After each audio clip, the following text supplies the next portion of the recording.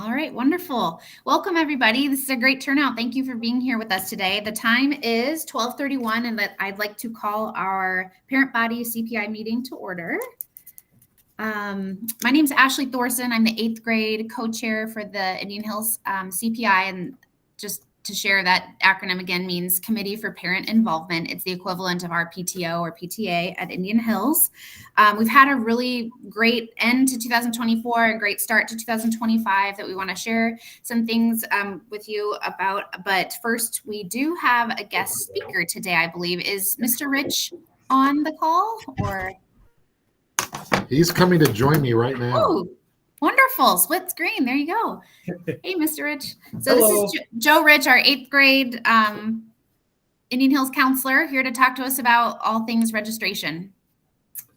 Yeah, so I just stepped out of our 8th graders today, are going back through and meeting with 9th grade counselors. So a little bit different. If you've had an older student come through, we're doing it a little bit different this year for our kids that are going to be 9th graders. We talked about some electives in Tiger Time, and then the counselors came down last, I guess not Tuesday of this week, but the previous Tuesday, and talked to all the kids in math class about getting them set up. And they're using a new tool called the Course Planner. And so kids are entering their 9th grade electives in there, which I'll talk more about in a second. And then they were supposed to come back last Thursday and sit down with all of our kids one-on-one to go through their choices and just make sure that they're correct in there and kind of review what kids had. They're doing the same thing at Stillwell. So with last week's snow day, they pushed them back a day. So we had them scheduled for today, and then we had a late start. So we're plowing through a lot of them as fast as we can get them. We're not going to get through everybody today. So we're going to come up with a plan for next week to get them back down here for any kid that doesn't get through. But they will sit down with one of the 9th grade counselors and go over their plan. Now, if you've got an 8th grader and they've shown you this, one of the things that you're going to see, that course planner has 9th, 10th, and 11th and 12th grade classes on there.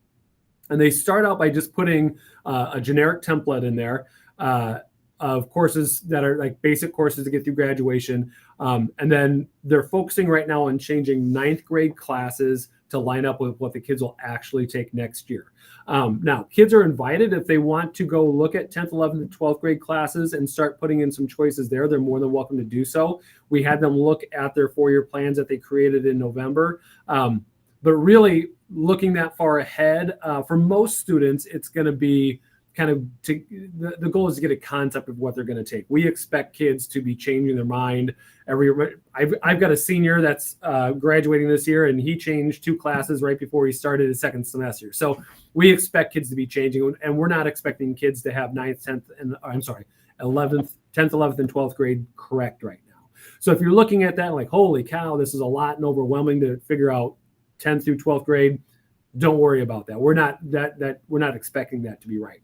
That course plan as kids go through, once the year's done, if they end up changing classes and it looks different than what they planned for, it will automatically go back and update. So it shows the classes that they've actually completed. And one of the reasons they're doing that is so they can go back and the high school counselors can then track who has enough credits to graduate and make sure everybody's on track and make sure people are getting what they need to. So kids enter that 9th grade, and then if there's changes later on, the system will update. But it's new this year, so we're ironing out all the wrinkles and the bugs to make sure that it works. So if your kid comes home today, said that they didn't get a chance to get in, we'll come back and we'll get them on a day when it's not so hectic. So that's the process for 8th to 9th grade.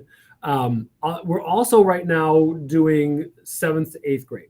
And we do that on purpose to align with conferences. So parents had a chance to talk to teachers about potential advanced classes for next year.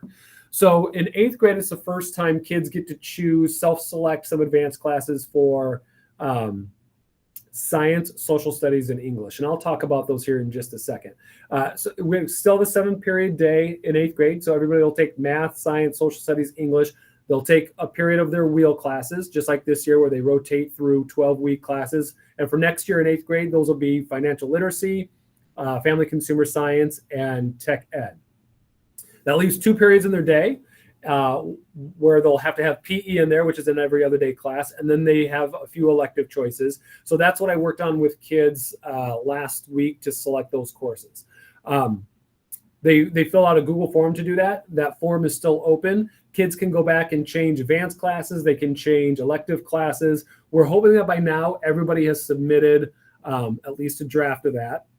Sometime next week, after I've gotten everybody to fill out that Google form, I'm going to close that form so kids will no longer be able to go in and make changes. That doesn't mean that they can't still go back and make a change. You just need to email me instead. So a month from now, if you change your mind and your kid decides that they want to keep doing band for next year instead of changing to something different, if you email me, I can take care of it on my end for you. So elective choices in 8th grade will include band, choir, and orchestra. We encourage kids to continue on with whatever music they've taken. However, in 8th grade, music is no longer a required course. We also have a computer science class, which is lasts for a semester, and it's an every other day course. Some kids took that this year in 7th grade. They can take it again next year in 8th grade if they want to. They will.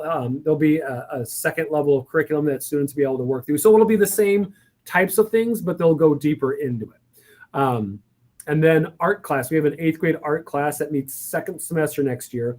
We do have limited spots in there, and it's only offered at one particular time. So sometimes we run into some schedule conflicts with that. But if kids want to take art in 8th grade, they can sign up for that as well. And again, that's an every other day class for one semester. Occasionally, kids will try and pair that up so they have computer science first semester and art second semester. And sometimes we're lucky enough to make that work for them. Let's see. Spanish. Yes, let's talk about that. So the other big elective in 8th grade is Spanish 1. So that class meets every day. So if you're looking at the way I had kids sign up for classes, I told them they have 3 every other day spots to fill. Spanish meets every day, so that fills up 2 of those spots.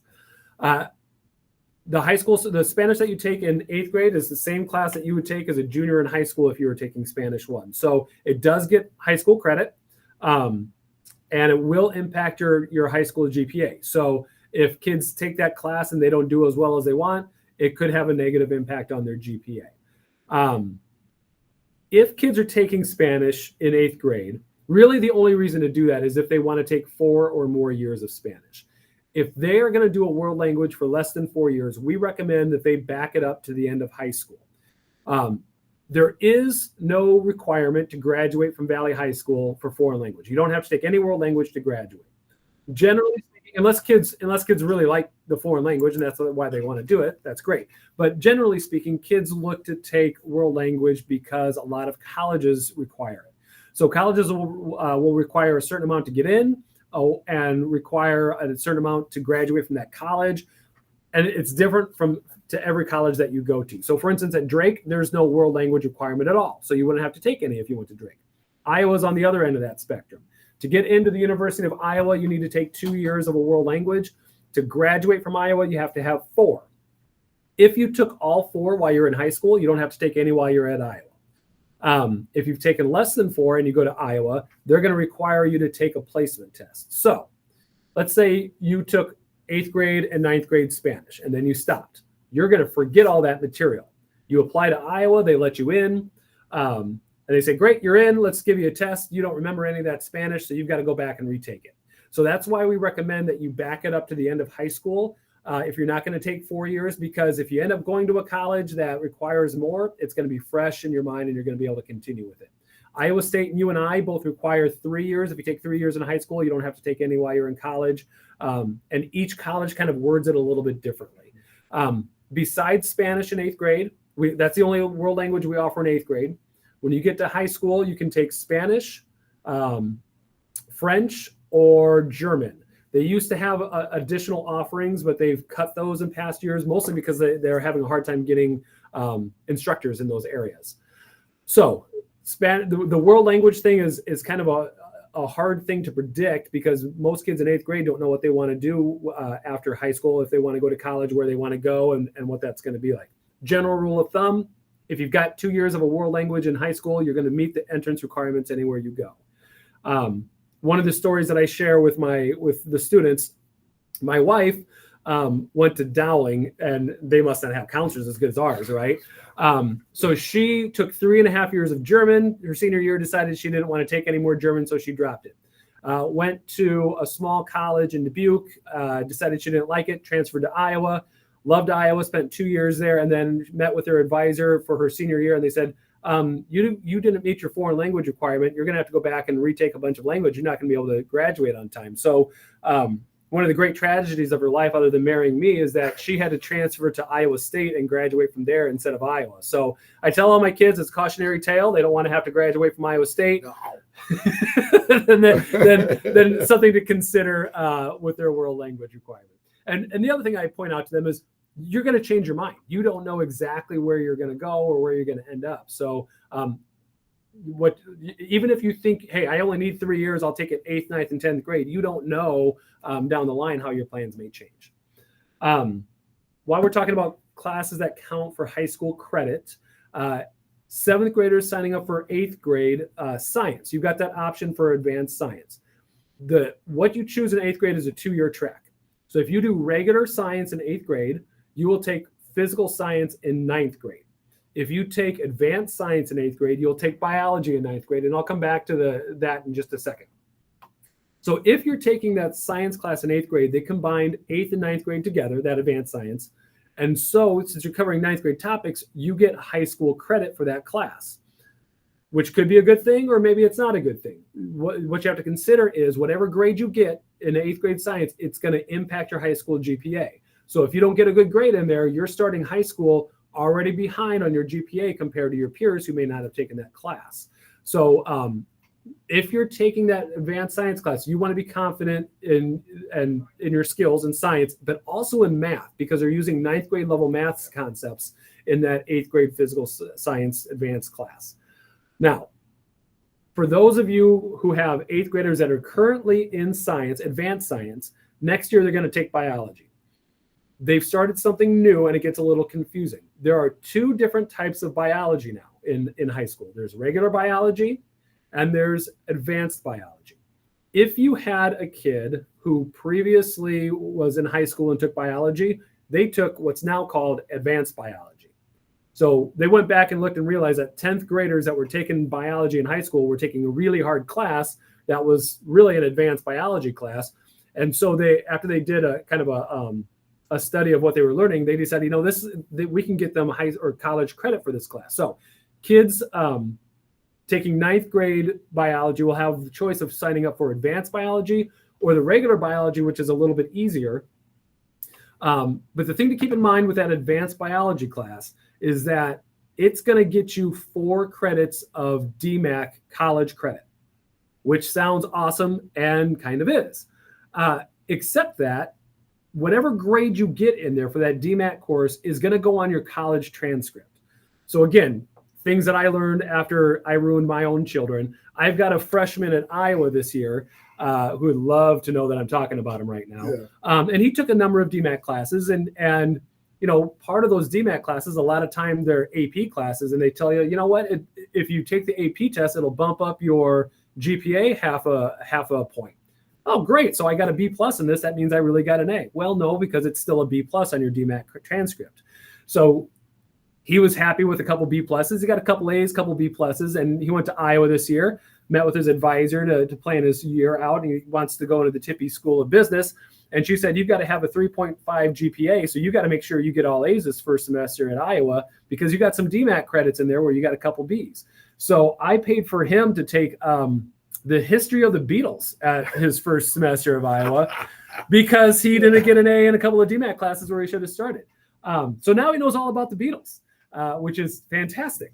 So anyway, thinking about that advanced biology class, keep in mind, you're making a decision in 8th grade about getting a college level grade that could impact you while you're in college. And you're making that decision as an 8th grader. So it's kind of a cautionary tale. You want to make sure if you're taking that advanced biology class, you're getting a good grade in there that is going to be something that you want on your transcript. Now, they will let you at the semester in 9th grade, if you take that first semester advanced bio and you're like, hey, I'm not getting the grade that I want, you can drop down to the regular bio for 2nd semester in 9th grade. It's actually the second semester that trips the grade for DMAC. So you take a first semester, you don't get the grade you want, you switch for second semester, you don't have to worry about a college transcript grade for bio.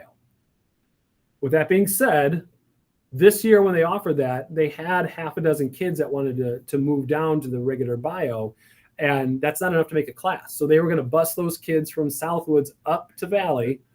Those kids didn't want to bus the Valley.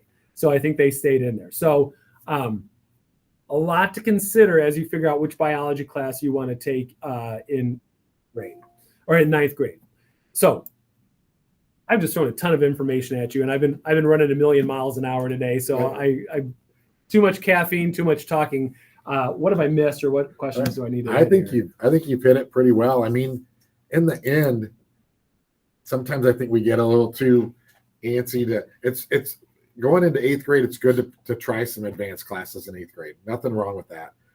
Maybe sometimes we get a little ahead of ourselves thinking we're going to miss out if we're not in a certain advanced class. And I've had 2 through Valley High School, and Joe's almost has 2 through now. And once they get in to about 10th grade, you can kind of go where you want. So whether you want to take these advanced classes in ninth grade or not, you're going to have options to take AP classes. You're going to have options to take world languages. So, just kind of sit down and plan out what it is you want at the end. I think that's the best, but don't feel like I've got to go do it and I'm missing out. There's so many options at Valley High School. My senior that's graduating this year, he did not take advanced eighth grade science. He was recommended for it, decided he didn't want to do it, but got into chemistry and really liked it. So his senior year, he decided to take AP chemistry. He's not going to major in science, or he doesn't think he's going to major in science right now, but that AP Chem class got him 8 hours of science credit. So he's looking, one of the 2 places he's looking at is Iowa. As a matter of fact, he's going there tomorrow to audition.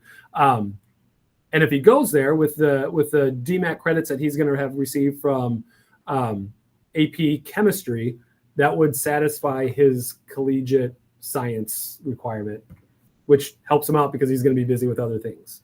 So still lots and lots of opportunities to take all the AP classes, whether you take advanced classes in eighth grade or not. I think that's the biggest thing for you to hear. Usually we have lots of questions about Spanish, and we can go over that again. You can also call one of the counselors. We just have in the chat, is a PE waiver available? For students who are doing 2 music classes, do they take some other electives? So there's a couple answers to that. If you're talking about ninth grade, in high school, they've really expanded the PE waiver. So there's a couple different ways you can meet that PE waiver. And I'll, in the chat, I'll have you put down I'll type in the website where I've got all this stuff. Okay. Because you can download the PE waiver on the website. If you are in a sport or an activity that qualifies where it's like marching band or show choir, those classes will qualify you for a PE waiver. So if you're taking one of those classes or you're in a sport in high school, you don't have to take that PE class. If you don't want to, you can apply for the waiver. The other way in high school is if you've got a full academic schedule, all 8 periods are academic classes, they will give you a PE waiver for having a full schedule. Now, what exactly that means is kind of hard to nail down sometimes. And it seems like over the past couple of years, that's changed a little bit. So sometimes they used to say you have to have full year classes. It can't just be semester long classes that are filling your schedule. If you got full year classes, then they'll consider a PE waiver.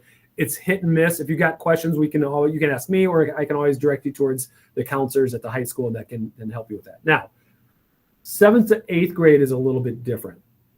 And we don't really have a whole lot of PE waivers in 8th grade. And it's not, we don't do any for sports or anything like that. Occasionally we'll have kids that are like in all 3 music classes and GT who don't have room for all 4 of those classes that are like prerequisite classes of things that they need to take in high school. And on those rare occasions, if they request it, we'll look at schedules and see what we can figure out. And there's not a form for that. You just have to email us for that.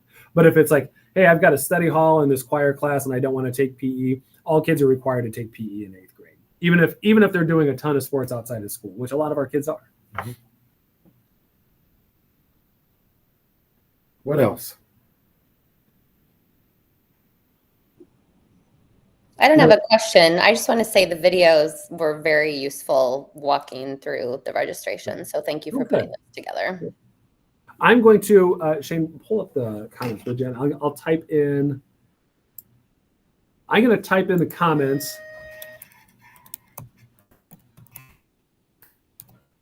Okay, that will link you to the website that I have set up that's got those videos. There's links to the videos in there. And then if you scroll down, it's got handouts that you can download, including the PE waiver and all the information that you would want for that. So that's a good one-stop shop. It's not aesthetically pleasing. I'm not a web designer, but all the information's there if you scroll through it, including a link to my email in case you have any questions. Any other questions? All right. The big takeaway is that it's never too late if you've got questions or need to make a change. If you can't get back into the system to do it, email me, call me, we'll get it done. All right. Thank you, Mr. Rich. I'm going to head back, get some more kids scheduled. Thank you so Okay, guys. much. All right, so we'll move on to our principal's update, I believe. Assistant principal's update. Sure. Let's see. You want to talk about what do you want to talk about first, Mr. Sinram? You want to talk about the dance? You want to? Yeah, sure. Yeah, really good turnout. We, for the first time, I think ever, had the dance on the same night as conferences. That was fun. Which was good. I mean, perfect, a hard word to use in a junior high setting, but it was as close to perfect, I think, as we could have gotten. It's the best dance we have had, and they usually don't ever go bad, but it was, the kids were great. Yeah, and we did a little pre-teaching on concession lines that I think went well, and no, it just went as well as it could have. I think the only note that I made was if we could somehow still keep after the bell busing available. I do think that maybe was a curveball with no conferences. They know when our conferences are, and so they cancel our after the bell buses. And so if there's a way maybe next year that if the calendar would fall, and the way I understand it, it probably would be like Thursday the 12th. And if we still have conferences around that date, I think if there was a way to still keep after the bell busing available, that'd be good. Other than that, great parent support. Kids were awesome. BJ was awesome. The teachers came down. Yeah, a lot of parent donations. Teachers would schedule their little break and do little shifts and be there with us. And so, yeah, it just seemed like the stars aligned to make a pretty good early evening dance for the kids. So it seemed like it was a good thing, and kind of maybe even energized our teachers a little bit going into conferences. So I think so. Yeah, no, I couldn't have been happier with it. 3 good organizations that benefit from it. We do have an ELP project that has been generating ideas on how to support the LA fires. We have the RISE Scholarship Fund at Valley High School, and then Friends of YJI as well, with some of their missions right around after the holiday season. So we're going to kind of split our revenue that way. We won't necessarily keep anything other than to pay our expenses off. But I think good time had by all, great execution by all. Couldn't have been happier with it. We had a good cleanup afterwards, and yeah. Again, you came up with an idea that's like, what? And then we ended up having it go really well. So yeah. And CPI, great support, all the parent support. And it was fun to see the teachers down there. I think they were trying to do a little dancing too. Anything else any feedback on parent-teacher conferences? We did the night of the dance, we purposely did just virtual because we didn't want people coming in and out, and we didn't know who was coming in and out. So we wanted to make sure that everything was safe and that it was controlled. And so that's why we did virtual on that night. And then Monday, all day long, it was in person or online or on the phone. So any feedback from parents about anything with parent-teacher conferences? Hello, my name is Rose. Hi, Rose. Yeah, I have a kid to Indian Hills, 8th grade, Caleb and Joshua, and I have a concern about their grades. I would Okay. like to request, if possible, if the teachers can just give them the assignment for us to help the kids, because they just come home every time they tell we don't have any homework, and I would like to help them, like having a homework, and to help them to improve their grade. And for example, the youngest Caleb, I think he doesn't have a good grade in mathematics, and I would like to request, if possible, if you can just give them the homework, we can help them at home. Maybe weekend, you can help them. Weekdays, it may be difficult for us to help them, but the weekend, because I spend time with them, I can help them in the weekend for their homework, if possible. Thank you. Yes, thank you. So feel free to reach out to the teachers, and then we also have something called After the Bell where they can stay after school. But if we can definitely talk more, and we can help you with any of that support. I also Thank you. think a good reminder for this, Rose, is Mhm. that in a way, our kids always have homework. We have licenses for IXL for everyone, and especially if we're talking about math, they get topics assigned. Mhm. They have access to that 24/7, 365, wherever they have any internet available. And Mhm. so if they say they have nothing to do, you can always push back on that because they always have that available, and that will build skills in math and English and science and social studies. So Yes. just do keep that in mind too. I think homework has maybe changed from when we all grew up Mhm. a little bit in that way, but that skill building is really, really crucial for them at this age, especially if they don't have a lot of study halls or if they are behind in their IXLs, which would probably reflect some of their math. So that's something to think about too. You know, Always you have- know, at their age, they're like teenagers. They may just say, "No, don't have any work from home." You see, but if you involve us to have that program, if I can have that program too, if I can even come to see you at school, and show me how to do it, I can do it for them, because for them they may just tell, I don't have anything to do and I'm okay, I'm just have a good grade, you see, the other thing. But if possible, I can come to the school and show me how to do it. I can try to do it for Definitely. help So them. Yeah. definitely, if you would like to come, we'll have one of our counselors or one of us will help you with Mm-hmm. how to access IXL. It Mm-hmm. is available for all the parents to see, and the students always have IXL recommendations in Mm-hmm. math and reading and or in English, and then they always should have a reading book at home. And so Okay. those are the two things that anytime the kids have a little extra time, they always have those two things. Okay. So yes. Who can I Um, come and see? Can I come to see who? yes. Yes. Feel Okay. free to give us a call the main office, and we can talk, or you can Okay. email me. Okay. Okay. Thank you so All much. right. You're welcome. Okay. Anybody else parent teacher conference feedback? All right. This kind of connects to the next topic that I was going to do. I was just going to give a little mid-year report on how we're doing with our school improvement goals. We're really pretty excited about how our data is shaping up this year.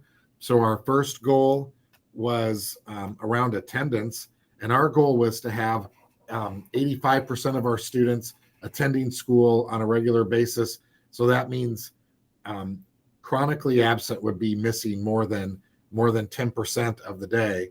And right now, our goal, we're pretty close to 90%. So we're well exceeding our goal. Students are showing up to class, showing up to school. We have a lot of things in place that are supporting families. And I think a lot of the things that we do encourage students to be at school, and that's what we want. So exceeding our goal for attendance. Same with behavior. So behavior, we look at majors, how many students have been to the office. And so our goal is 95% of the students have not come to the office 2 or more times. And right now we're like at 98.2. So our percentages, we're exceeding that. Both that number may kind of slowly go down, but I think we're kind of ahead of our normal path.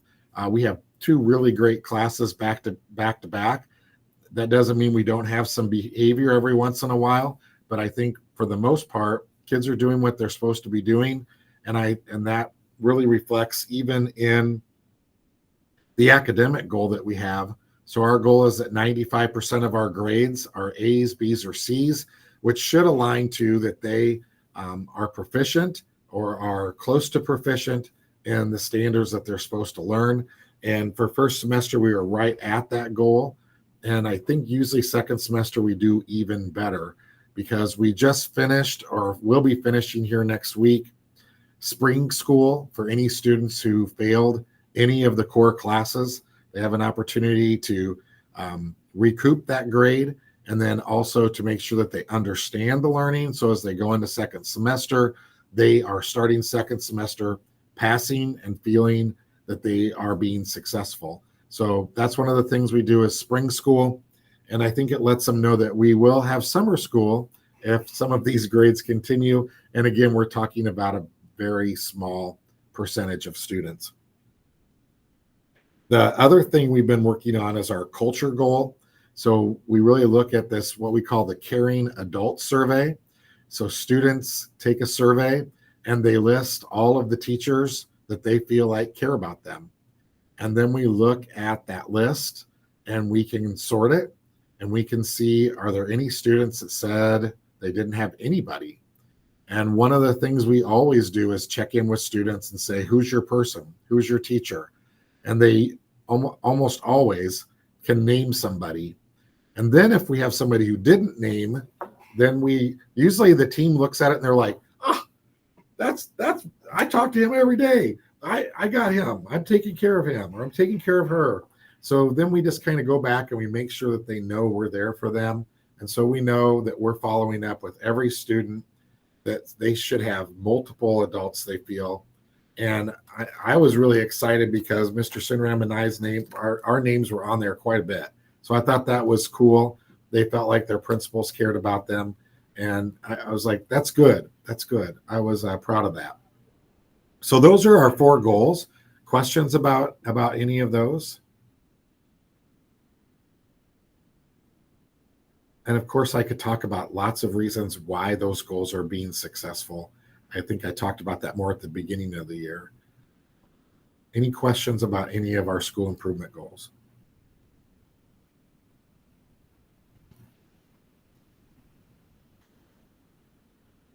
Any other questions that you have for us? Anything about anything?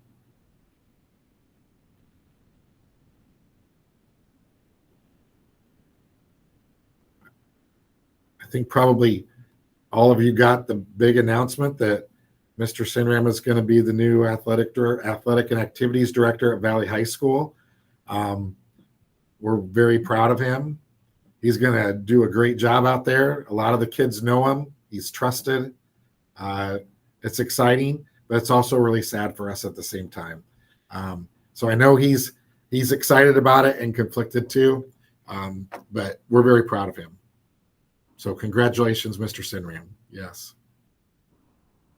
And again, we still have several months left of school, so he's not going anywhere for a while, and probably not going anywhere because the athletic activities director at Valley also looks after 8th grade. So even though we have athletic directors, activity directors at the junior highs, they work with the high school person. So this is not like he's not going to be checking in on us. Yep. Thanks, Shane. Not going anywhere, just growing up with your kids. There you go. Yep. That's a good way to look at it. Yep. Very good way to look at it. Any other questions or comments? Okay.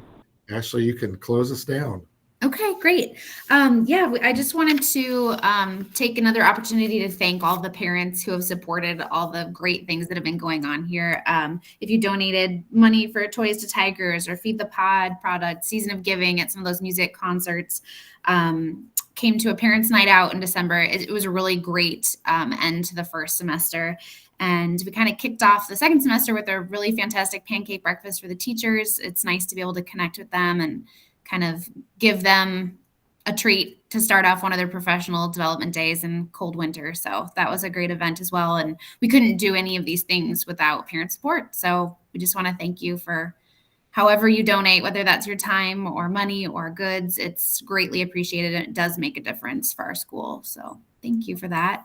Wanted to highlight a couple of upcoming dates if you're someone who likes to mark things in your calendar ahead. We have a career day happening on April 9th. More to come on that. There's quite a bit of things happening that day at the school, so it'll be an exciting day, I think. April 17th will be our last virtual CPI meeting. So if you enjoyed logging in today, if you're available that day, that'll be our last meeting for the school year. We have a coffee social that is scheduled. It'll also be our last one for the year. That's just a really informal time to come grab a cup of coffee, meet other Indian Hills parents. We're going to meet April 24th at the Barnes & Noble in Clive, so not too far from the school. We'd love to see you there if you're free. And then be looking ahead to Teacher Appreciation Week. Just wanted to plug that a little bit. We have our favorite things list for teachers. So if you like to do something nice for teachers towards the end of the school year, you can access that in the email announcements. There's a link to teachers' favorite things, their drinks, their snacks, their candies, their restaurants.